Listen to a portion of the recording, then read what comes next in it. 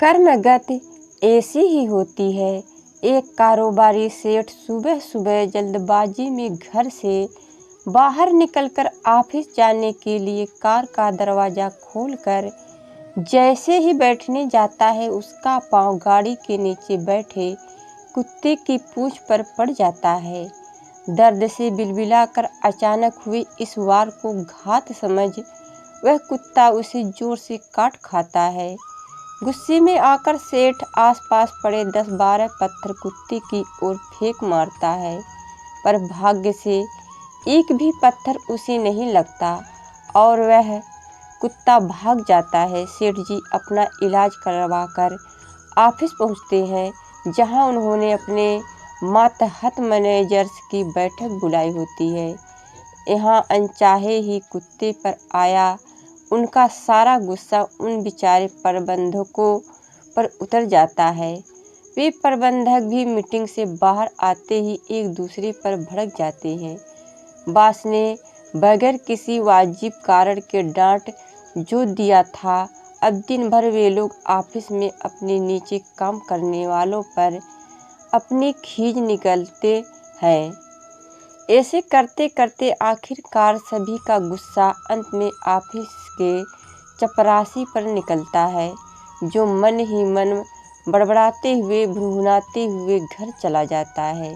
घंटी की आवाज़ सुनकर उसकी पत्नी दरवाज़ा खोलती है और हमेशा की तरह पूछती है, आज फिर देर हो गई आने में।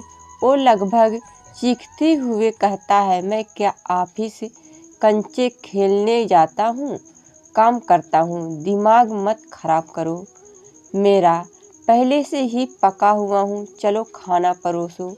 अब गुस्सा होने की बारी पत्नी की थी। रसोई में काम करते वक्त बीच बीच में आने पर वह पति का गुस्सा अपने बच्चे पर उतारते हुए उसे जमा के 3-4 थप्पड़ रसीद कर देती है। अब बेचारा बच्चा जाए तो जाए कहाँ।